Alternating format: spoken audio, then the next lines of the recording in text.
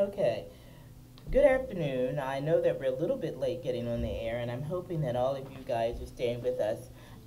We're doing new technology, technology all the time here on eLife Media Group. So, you're looking at watching us on Facebook, and now you can see us on YouTube, thanks to the owners of eLife Media Group. And this is the Dolores Reyes Show. If it's the Dolores Reyes Show, you know, sometime around 4 o'clock, a little bit after this time.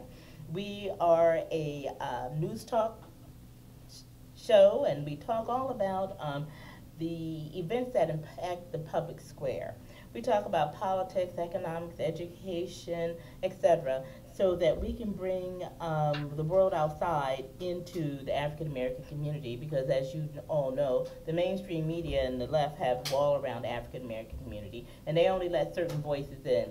But our voice is one of the voices that we want you to hear, and our perspective and viewpoint. And I have my friend here with me and my colleague here with me, and I'm telling you, she's just full of knowledge and information. Her name is Julie McCree. And Julie, will you say hello to the audience?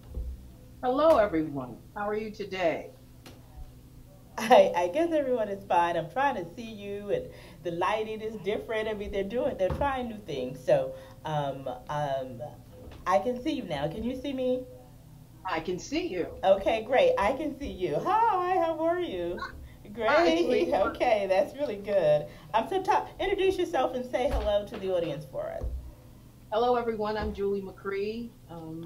I'm a defense intelligence lobbyist, as well as a political consultant and a marketing director. And I am a centrist. Okay, now we're going to talk a little bit about that because I want Julie to tell you, give us 2 minutes of what is a centrist. What's the difference between a centrist and a conservative person that is, sort of our political leanings are almost alike, but where do we differ? So Julie's going to tell you a little bit about what is a centrist. Go ahead, Julie. Tell them what a centrist is.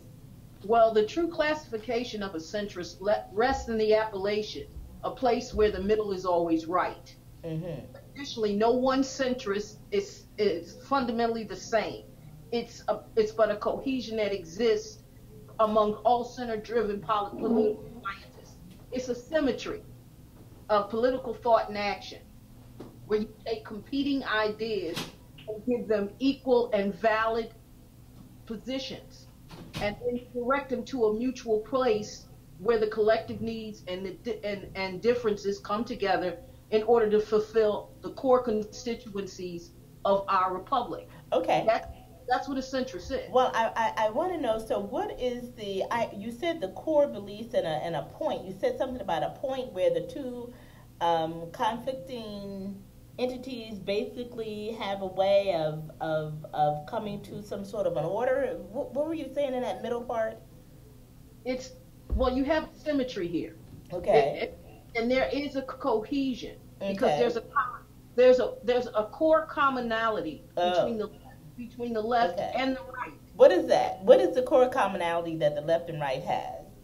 And that is the preservation of this republic. I don't think so. I think that the left no longer wants the preservation of the republic. I think they want socialism, communism. They have sort of drifted away from our republic. They don't want to have a sovereign nation. They don't want us to have borders. So I think that they have kind of drifted away from the experiment of the republic that our founding fathers put together. What do you think? No, I think that with the help of large group of centrists like myself, that definition that each has for the other will be dispelled, because it's a complete impossibility for the right or the left not to have an understanding that they've got to come together. Now, while I just am not convinced that the left wants America. They don't want this republic to exist. In fact, they want socialism. I mean, the Democrats have a Democrat socialist running for office. Listen, if you have to have dissent and competing ideas, Okay. but we have that. There's no question we have competing ideas. But it's too personal. It's too personal, and it's not about the republic itself. What is it My, about? my interest, totally as a centrist, is the preservation of our republic. And that means that there has to be a place of commonality where everyone comes. Well, For where the do you nation, think this place is? That's my question. Where is this place of commonality? Take me to it.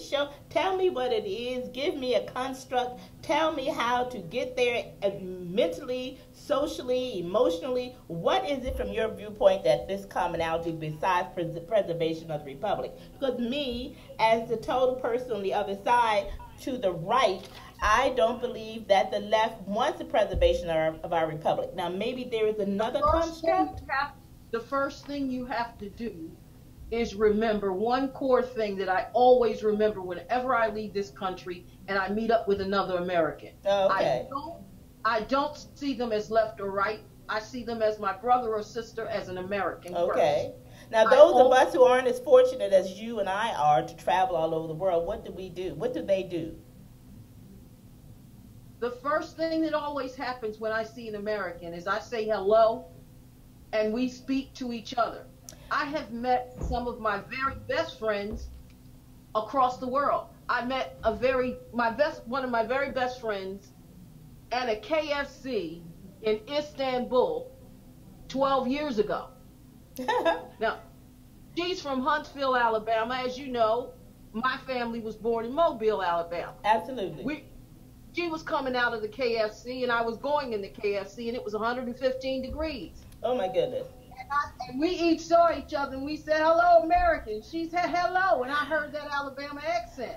Well, hold on. I've had an experience similar to that, but that was some time back. That was my experience was 15 to 20 years ago. I went to Monaco, or Monte Carlo is what people call it here in the United States, but it's Monaco. And I met one of my sorority sisters at Café de Paris in Monaco. And I thought, oh my God, I was just so excited about it. So I can understand that. But nowadays, there are a lot of people who are quote unquote Americans, as it were, who don't speak English, who don't have our values, who live in a town where there's a sign that says English spoken here in some parts of Florida and Texas. What happened to you and I in our deja vu and our meeting of our comrades in Europe and other parts of the world now kind of doesn't resonate. It has changed so much. I want you to tell me, what do we need, like what do I need as a conservative in order to understand these left-wing snowflake nuts, in my opinion, in order for me to be able to see our common ground. Because I see our common ground, but they don't see the same common ground I see. They don't want the republic to exist. In fact, wasn't it Ruth Bader Ginsburg that said that the Constitution was getting old and it was time for it to be replaced? Even if she said it, there are things about the Constitution that, because of the way it's structured, and we are supposed to amend it from time to time, because from time to time it needs those amendments. Absolutely. You and I would not be on this air right now. Some of those amendments weren't there, i.e. the 13th Amendment. Absolutely.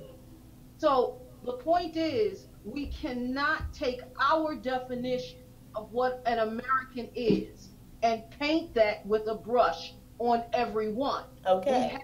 We have to be willing to look at the other colors of the rainbow and accept them as is, and everyone should be willing to give a little. See, as a centrist, I'm always willing to work with either side.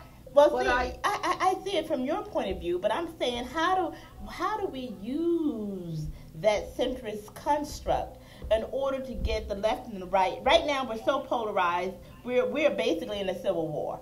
We're in an intellectual, political civil war right now. We are not even thinking about each other because, tell me what you think. Is anti-American. Dolores, that in and of itself is anti-American. No American should so oppose each other so ideologically that they would raise hands, raise arms, and raise voices to one another to the point we have what we have today. Well, basically, I remember when Huckabee Sanders got booed out of a restaurant with Maxine Waters when what's her name?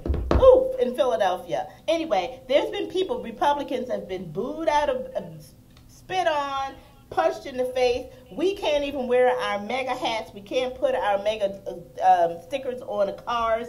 That they are trying to silence us. They don't want us on campuses. They don't want us in the black community. We can't be on NBC, ABC, CBS, and all the other places. They keep us off of those airs. They put somebody like Meghan McCain on the air and put her up there. She's a Republican. Here she is, even questioning if she's a Republican. They don't want our true voices heard. So I think it's hard when we're the persons that's put upon, that we aren't allowed to speak, that we can't go to a restaurant, that we can't put our stickers on the car, that we can't put our hat on. We're the ones that's being oppressed, basically. And I think most of us are tired of it, and we're ready to punch somebody in the face. So you tell me, how do I get this animal thing out of here? Tell me how. The first thing you must do is you must be willing to wear my mega hat in public and they leave me the hell alone? No. Oh, listen. No. Okay. There's never been a time when a movement was readily accepted in the beginning.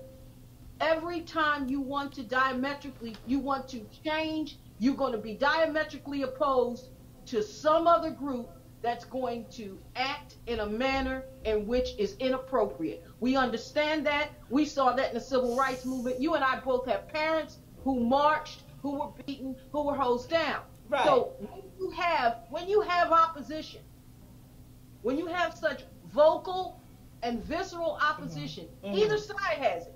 So what do you tell Maxine Waters, who is saying scream at them in hotels, talk to them, they can't stay in the restaurant? What do you tell her? I know what you're telling me. Now tell me what you would tell Maxine. There's always somebody to talk to. Tell me, what do you tell Maxine? The Maxines of the world. It's not just her. It's a whole group of people. So tell me what you tell Maxine. I know what you told me as a conservative. What do you tell Maxine, the leftist?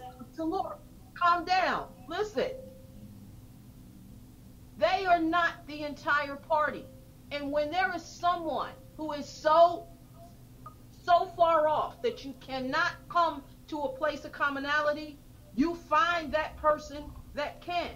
You find that intermediary that can talk to you both. You and I both know I have a great relationship with Senator Shelby, and I have a great relationship with Dick Blumenthal. I respect them each the same way. Although Senator Shelby is like an uncle, I look at both of them the same way. They each represent competing interests within our society, and they have to do the nation's business. To me, the difference is Senator Shelby cannot put on his mega hat and go eat in D.C., and that Blumenthal can. Well, Senator Shelby doesn't even wear hats. Well, I'm just saying, I'm saying his character, the person, the entity. If any senator, like Louis Gomez or either Jordan, none of them, I mean, no people who are on the conservative right, can we go in D.C. or any place else for that matter, a college campus? I mean, they even booed Barris and Sundray people off the stage, turned their back on them. But you know what? We got a long way to go. We have a long way to go. But you have 2020 campaign, it's going to be hell. It's not going to be nice, and we're not going to be making nice. It's going to ratchet up a whole lot. It's not going to temper down. It's going to be ratchet up a whole lot, and there's going to be a whole lot of people very angry. I will say this again.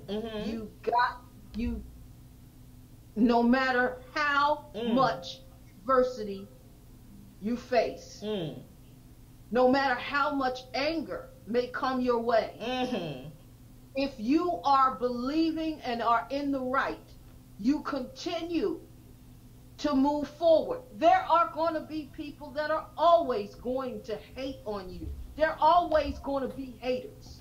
The only But problem with that is to return people anger, like what me aren't anger taking it to get anymore. nowhere. If you hate me, we're gonna hate you back. We're not gonna sit down and let you decide what we can say, can go, can't do, be who we want to be. And when you do that, when you try to take away my civil rights, well, it's on. And I'm not the only one that feels this way. It's a movement Of in course the you're country. not. And guess what? If Maxine Waters was to come in here and say something bad to me, like, okay, you got that mega thing on your car, Maxine and I would be on. We would be seeing extensions flying, wigs going over the thing, because I'm not going to take Maxine telling me what I can and can't do. Nobody's going to take away my civil rights. My ancestors picked as much cotton as theirs, and therefore I'm not standing down. Period. So But you it doesn't cannot matter because we're return- moving on to you the next one. cannot I get too return heated. anger. Oh, so let me What ask you a if question. Listen, what if Dr. King returned Martin Luther King and the Black Panthers did it. Listen, That's exactly Dr. what King- happened. We had race riots. They burned down Washington, D.C. It's sometimes the reason why we have an industrial complex here in this country of billions of dollars, because sometimes nobody likes to fight, but sometimes people have to. We have billions and billions and billions of dollars of weaponry to destroy the earth, because there are times we have to go to war. That sometimes you have to bring your sword and shield with you, stand down by the riverside. There are sometimes diplomacy does not work, and I think that's where we are in our society. Okay, moving on. I'm moving on. What do you think some of Trump's accomplishments are? Well, do you think he has any? Oh, I think he has quite a few. Okay. He owns criminal justice reform. Oh, absolutely. Listen, he is by all stretch of the imagination a man that does not take any duff from anyone.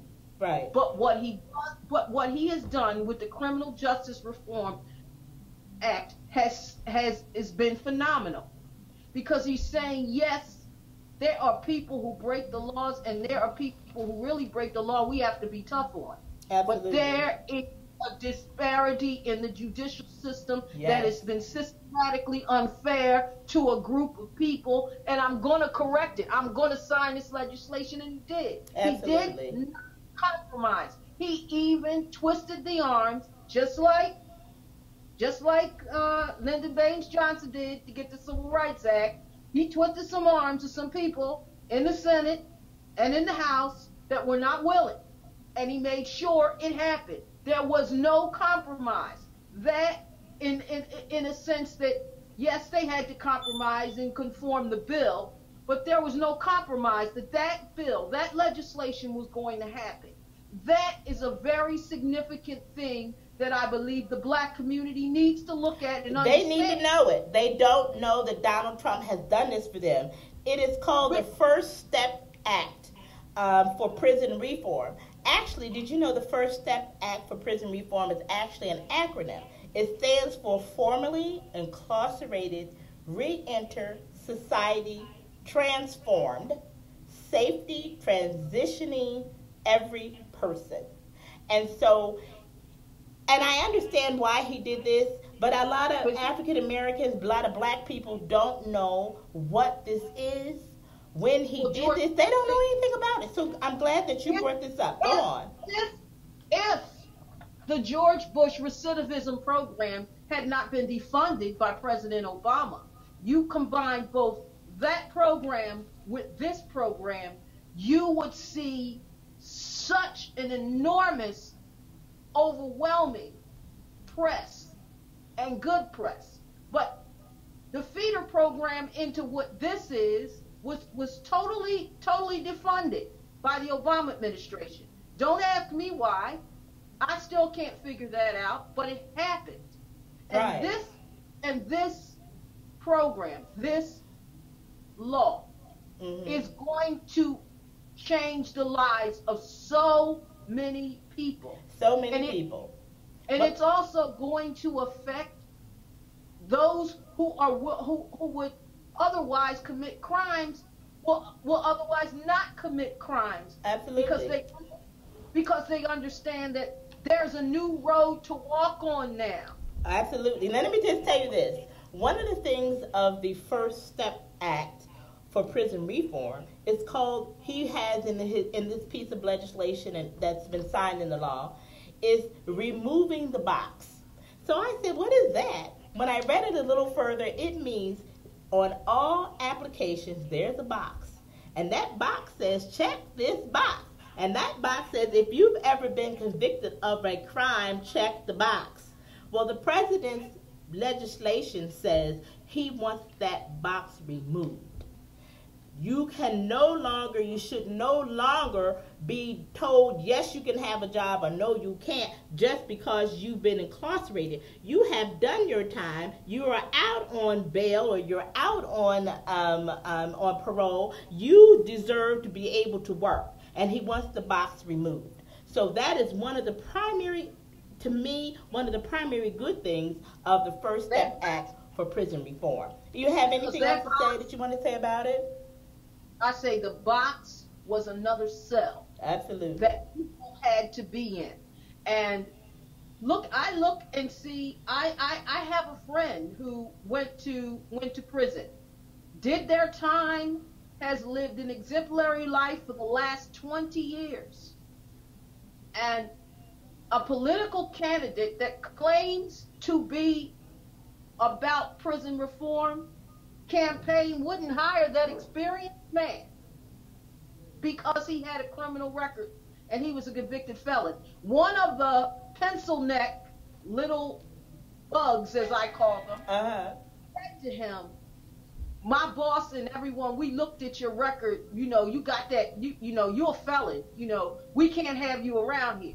Now, I want you to know that now congressman that didn't want to hire that person is in federal prison himself.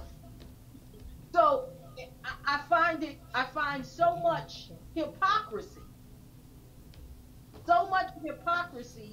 in this idea that only one party and one group is interested in advancing those who have been incarcerated in the Well, I want to see the president get his just due for what he has done for the African American community, particularly for black males. I want them to know that he was the person that was hex bent on making sure this piece of legislation was signed into law.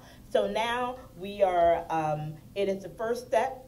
There has been a man released from jail predicated on this particular piece of policy and law. And so now we are going to be seeing things like people are revisiting people's prison sentences. I mean, people have been in jail for the first time they've ever did anything wrong. They've been given sentences of 100 years, and just has been ridiculous thanks to Bill Clinton. So this is a law, piece of legislation that I really feel that the president needs his just recognition for making this happen for the black community. Okay, what do you agree with me on that score? Julie, do you agree with me on that score? She fell off. Okay, so we're going to move on. One of the things that I'm most happy about or satisfied with in regards to President Trump is his rebuilding of the military. My goodness, we've got some bad actors on the block here. And I think the rebuilding of our military, particularly the Air Force and our Air Fleet, particularly our ships in the Navy, the Army needs new munitions, new training, new recruits. I mean, I think he's done a wonderful job of trying to rebuild our military since Barack Obama basically gutted it. And we have to have a strong industrial complex. So kudos to President Trump for those two things. Okay, let me see. If President Trump and his supporters had to work with left-wing nuts, in your opinion, where should they start? I think we talked about that a little bit. Is she there? She could talk. Julie, can yes, you talk? I'm here. I Yes, just can you? well, while you were off the air and off the screen and everything, I mentioned that I was very proud of the president's policy on rebuilding the military, and I talked about how we needed certain things to come to fruition, like our new fleet, several new ships for our navy, several all sorts of new training for our aircraft, and new munitions for the army. And I think I'm on the question now. Can there be a compromise on building the wall on the southern border? Yes or no, or why not? Is there a compromise at all that can be made? I mean, I want the president to move forward with the wall. I want the wall. I want him to get the funding for that wall. But I know that this is a bone of contention. And in my side of the aisle, how I feel, and a lot of people that I know that are supporters of the president, we feel as though the wall needs to go up, most definitely. So I don't know. Do you think there's a place to be compromised in that regard? I believe there's no other alternative but to have a compromise. Yes, there you Because go. we Yes, yes, yes. Absolutely. There has got to be a wall. There's no other way about it. Even my husband, who's Latino and comes from El Salvador, even he stands up and screams, "We need a wall," because he knows. He what I knows. what I think we what I also think we need, along with the funding for that, is they need to do something about the tunnels, and they need to have a comprehensive immigration program. We need immigration reform. I think my Because definition of immigration reform is go home. Ha! I don't want you here. If you want to come here, you come the legal way. I'm not capable of telling people, I want to obey all the American rules except for I want to knock Julie in the head and take her purse. And I don't want to go to jail. I want to run to the sanctuary city and you can't arrest me. Well, that's not going to happen, Dolores. what You are going to jail if you knock Julie in the head and take her purse. So I'm not for well people you who are I am breaking the law to come here, who are not obeying our laws. And the second thing, along the way on that route, women get raped. Children, my husband knows of people that came from his country that bring children are not their children, they're street children, who they use as a shield for them to be able to come in here. And once they get them here, they just send them loose, sell them off to drug dealers and gang members and all sorts of stuff. They're not their real parents. Some of those children don't even know who those people are, can't even remember their faces when they come back to get them. It is really bad. They're being used all over the place. The women that come here along the way, they take birth control pills because they know that they're going to be raped along the way. That the chances of them getting raped is really high, like around 80 to 90%. And even girls as young as 13. So they're not really family units. They're people that are all sorts of stuff. They're not their real parents. Some of those children don't even know who those people are, can't even remember their faces when they come back. Oh my goodness. I'm like, this is the craziest thing that's happening here today. We're all over the place. I mean, really. This is the craziest. It's just insane. So what's going on now? That's her phone. Huh? That's her phone. It's her phone? Mm-hmm. Okay. Let me see, where are we? This is getting crazy. She's on. Are you on again, Julie? What's happening with your phone? Yeah, she's right. Julie, are you there? Yeah. Well, you know, there's something going on with your phone or something that you keep going in and out and being cut on and off. It's not my phone, it's my computer calling me on the computer and it keeps getting cut off. So Okay, hold on. Bring her up so I can see her without that, without it being so far away. Can we do that?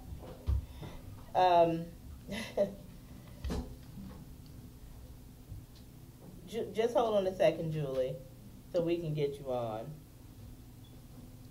So go ahead. I know you were saying categorically we do need a wall, and I totally agree with you on that score. Go ahead. What were you saying? what I'm also saying is people are taking wall wall as a listen. Let's take all the negativity out. There's no such animal taking that out. That's not even real. But listen, there has to be a compromise. There's not going to be one. But yes, in order for everyone to get to the place in which the nation's business is done and the security of our country is protected, the safety of the children and the innocent people who are being used by coyotes to come over here and this human trafficking, we have to address all of that. Well, Okay. I don't think that that's our position to address that. I just know that I am not for people breaking our laws, coming here illegally, going to a sanctuary city, and they don't get arrested when people that look like me, black people who are me, can't even, if I knocked you in the head or knocked the man in the head that's in this room with me and ran to a sanctuary city, guess what happens to me? I get locked up. I don't get a pass. I don't get food stamps, health care, good schooling, and everything else because I came across here illegally and broke the American laws. I have to adhere to all the laws. We consider them to be super citizens. They get more than we do. I'm not for that at all. I want them to go home. Go home. And I want a wall 30 foot high, 700 feet wide. I don't want them to come here and suck off of our poor program. Those programs are for the American poor. We're not here to feed and clothe and educate and health care for everybody in this world. No. Go home. That's my take on immigration. Well, my take on immigration is absolutely. They are all putting their thumbs up in here because we're all tired of it. We had enough. We don't want hundreds of thousands of people coming in here, overtaking our stuff, using everything that we have, using our resources, haven't fought in any war, haven't put any stakes on the ground, doing all these things. Go home. Go home. Amen. Can I get an amen in here? Amen. Can I get an amen in here? Absolutely. Okay, go ahead. Sick of it. Done. Tired. Overwhelmed. I am not anti-immigration, and I'm not against the rule of law. You know I'm for the rule of law. Absolutely. Build the walls 30 foot high. But impenetrable. Steel and concrete. Listen, but I believe that having lived in California, in Palm Springs, for a long time, I understand the problems about the border. But what I also see, and what I also think needs to be addressed, is all the things that have caused this type of conduct in the first place has to be addressed. In 1944, at Bretton Woods, they drafted the UN, the IMF, the World Bank. Subsequently to that, they drafted the Latin America Accord. That was never, ever addressed. Okay. Now, I know you don't want to hear my answer to that. Anything that the UN does, I tell them, go, you know where. You don't tell us who we can have here as an immigration or immigrant, and we got to take 2 million people. Donald Trump did us a favor by telling them to go right straight to you know where, because he isn't listening to them and telling them they can bring certain immigrants in here from all over the world, bringing diseases and everything in here. He ended that. Screw the UN, screw NATO, screw them all. NATO doesn't pay its fair share. Here we are sending our soldiers over there, and they have millions and billions of dollars and not paying their 3% of their 10% of their gross national product like they're supposed to be. And I'm tired of the United States footing the bill for the rest of the world. Those are our tax-paying dollars. Screw them all. I don't care what they didn't do in the past. I don't want them doing it now. I'm for America. America for Americans. That's how I feel. Can I get an amen in here? Absolutely. Okay. We're talking to other black people that's in here that just walked in here, never seen my face a day in my life, because we all feel the same way. We're being oppressed by not being able to say and speak our mind. But I'm here with this radio and YouTube show to tell them the truth, that they can say that they don't like it and they don't want to take it anymore, because I'm here to give them, to set them free, to be able to communicate and say what they feel and do what they want to do, because we all know we're tired of it. And we know this can't go on. So I'm not looking for no middle We ground. can't, I'm we looking for them to go home. That's what I'm looking for. Homebound. Go home. Okay. what Next one. what I'm Okay. looking for Let me is see. I done got all worked up in here. People are saying that Joe Biden is leading in the polls in front of all the Democratic candidates. Why do you think this is, and do you believe that at the end of the primary season, Biden will remain the front runner? Why or why not? What is your thought, Julie? You got me worked up in here. What's your well, thoughts, honey? um, I I can't don't hear you. I don't I can't believe hear Joe you. Biden is the front runner. I Can think you that's speak in? spin. Yes, I can hear you. I don't think Joe Biden is the front runner. I think there is no definitive Are front you runner. speaking? There Is she was talking? She's talking. I can't hear her. That's hers. It's her computer. no. You calling my phone? You're not calling my computer. You're calling my phone.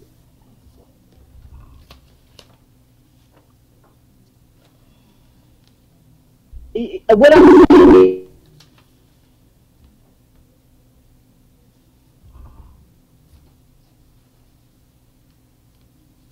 Is she still talking? Can she hear me? Yeah, she can hear you. Julie, can you?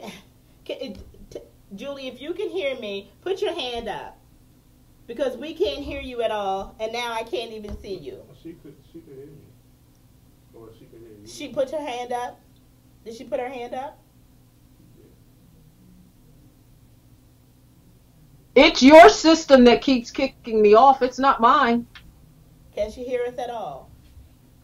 Yeah, I can hear you. Can you hear me? Can you hear me? Put your hand up if you can hear me, because we can't hear you at all. Okay, she can hear me, but we can't hear you. No one in the audience can hear you.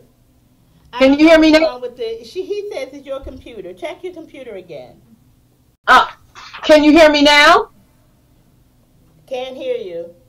You can't hear? Now I can hear you just a little bit. Can you hear me now? Yeah, I can hear you. Switch over. Say something again. I'm here. Okay, now we can hear you. Go ahead. What were you saying about Joe Biden? Mm-hmm. Joe Biden isn't the front runner. That's just spin from mainstream media to try to convince people who he's supposed to be and who isn't. And not only that, if there was a definitive leader, and in the polls, if there were any accurate polls, Biden wouldn't be it. It's not Beto O'Rourke. It's not Joe Biden at all. Jill DeBrand? No, your top person is Kamala Harris. Why do you think that? Well, from what my information and what I've observed all over Twitter and all of the other social media networks is she has a better approach. Her approach has reached more people. And the spin from the mainstream media is pushing Joe Biden because they believe he's a moderate. If Joe Biden could accomplish anything, then Barack Obama would have been able to get some judges appointed. But he can't. They keep talking about all his experience that he had in the Senate. I don't know what he did all those years there. Because he didn't. The only thing he managed to do well in the Obama administration is what a lot of vice presidents do, and that's lay a wreath.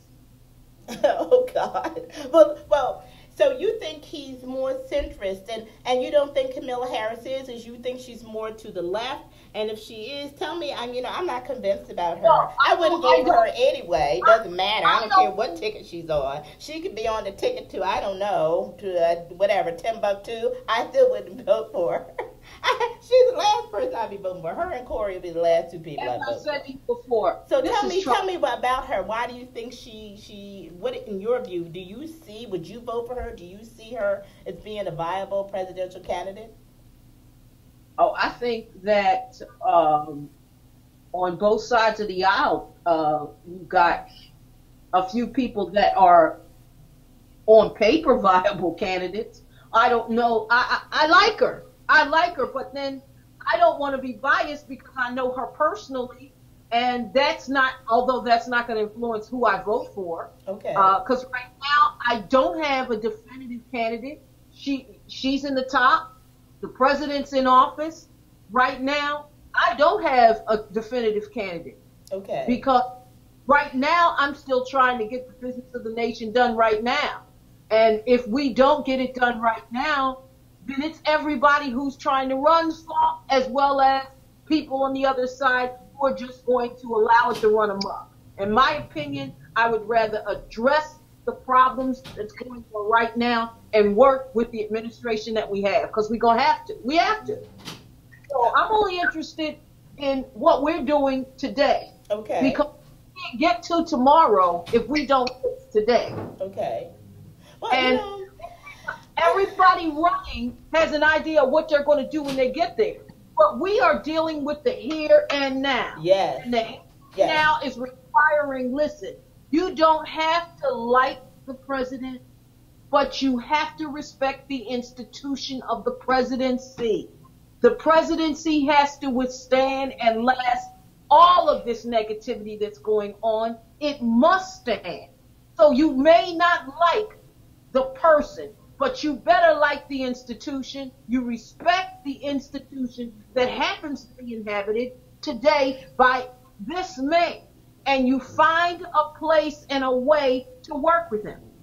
If Van Jones can do it, anybody can.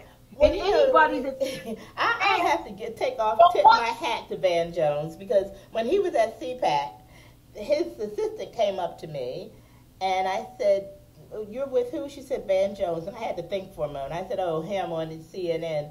So she says, "Why are you saying it like that?" I said, "Well, the only thing that I do respect about him is that he's for the president's prison reform. He was a supporter of it when a lot of African Americans, kind of wasn't. So in that regard, I think Van Jones, I agree with you on that score. I agree with you on that score. Absolutely, yes. I understand what you're saying. If you are going to achieve anything, you got to work with what you have, not with what you want later on. And that's just the fact. If the person is sitting in the chair that you don't like, there were millions of people that voted that person in, and it's not about what you like. It's what you were elected to do. Absolutely. And everybody in this town was elected to do the nation's business. Absent of doing the nation's business, you are derelict in your duty. Yes. Find a way to make it work. That's everybody. Make it work. I hear you. Now, there are Make it so work. many. So you don't believe that Robert Francis O'Rourke, the son of the billionaire and wife whose father is also a billionaire, because somehow he's tricked people into thinking that he's an everyman, when actually he was born with a silver spoon in his mouth. So you really don't feel as though he is this answer that everybody that's coming up said, oh, he's like Barack Obama and he's got, this charisma about him or anything? No, you don't feel that way. What I think is that I'm not looking for another Barack Obama. I wasn't looking for Barack Obama when he got there. I'm thinking one to my But, okay? But we got him. I supported him. I support every president. But do I think Beto O'Rourke is the answer? No, I don't. I think Beto O'Rourke has a lot to learn, but he will not get a chance to learn it in the White House, because I'm sorry, but I don't want it to be his training field. We've got too much on our plate. Absolutely. No, I don't. We have a lot on our plate. I agree with you on that score. I agree with you. I don't think he's ready. He lost $70 million. I mean, he already lost $7 million. Why would you put money on a horse that keeps losing? I don't know. Well, what I don't understand is this arrogance that just because you are a privileged white male or privileged anyone, that you have the right now to go into the presidency. No, you don't. You have the obligation to make the nation work right now. And if your only objective is to unseat the president, then your objective is not to help the nation. It is to promote yourself. And everybody needs to take a step back and chill. Because at the end of the day, it is his race to lose. But the nation is going to suffer if you continue to tear down the institution you claim you want to embrace and help. Yeah. But you help the institution if you're tearing it apart. Find a way to work with this man. If you don't, I don't care whether you like it. I don't care if you don't like what comes out of his mouth. You are never going to like what comes out of his mouth because it's never going to be what comes out of your mouth. Well, let me change the pace of the conversation just a little bit because I understand you. I want you to give me a take since we brought up privilege. I want you to give me a take on the rich people's, I call it, affirmative action program and their cheating. Well, how do you feel about them for years of being able to get away with putting their dumb little kids in undeserving, underachieving children in the best prestigious schools just by paying their way? What are your thoughts about that? Well, it's about time somebody brought it out because it's been going on a long time. I remember when I was ready to go to college and I was told that because I did not live in the ghetto and that my parents both had very good jobs and we were, upper middle class blacks, that I couldn't get the scholarship that I was entitled to because they needed to give it to someone else because she lived in a depressed area. As it turned out, that person lived in Penn Valley, which you and I both know, on the main line, like I lived on the main line. And her parents got her in as a minority because her great-great-great-grandmother was black. Okay. Elizabeth Warren, 0.09%. I still have a chip on my shoulder about that. I believe that if you cheated your way in, you got to pay the price.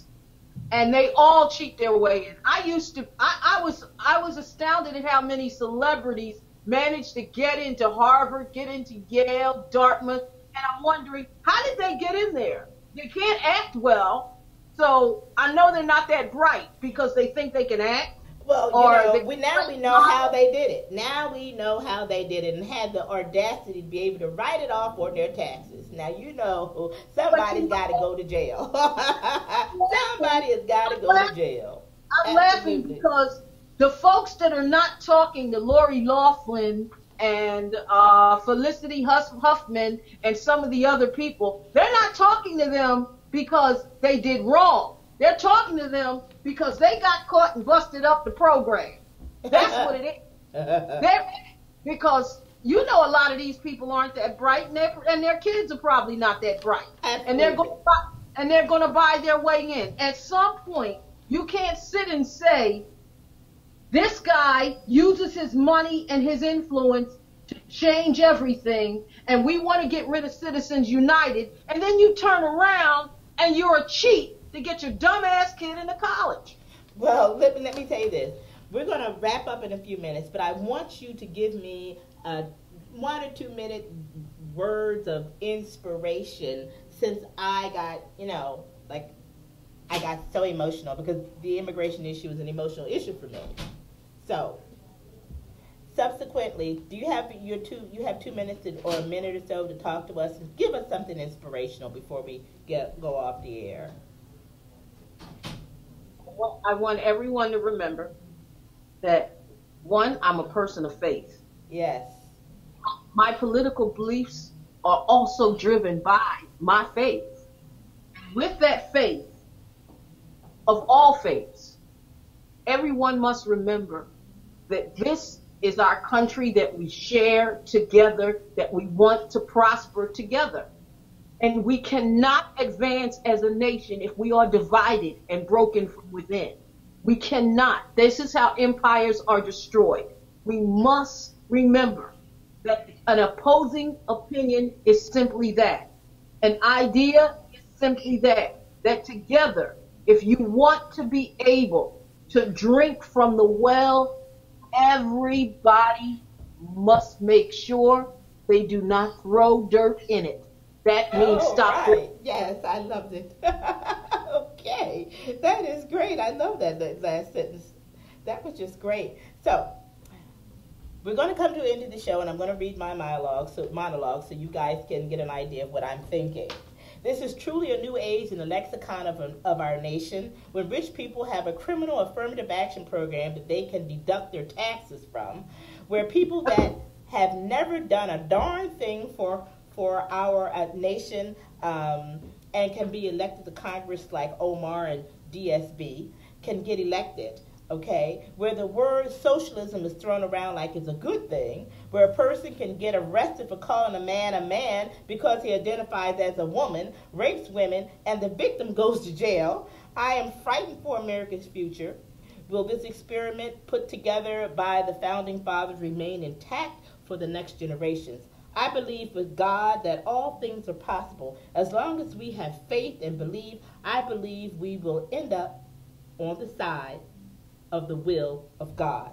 Just because we have differences doesn't mean that we're different. Man looks upon the outside while God looks upon the heart.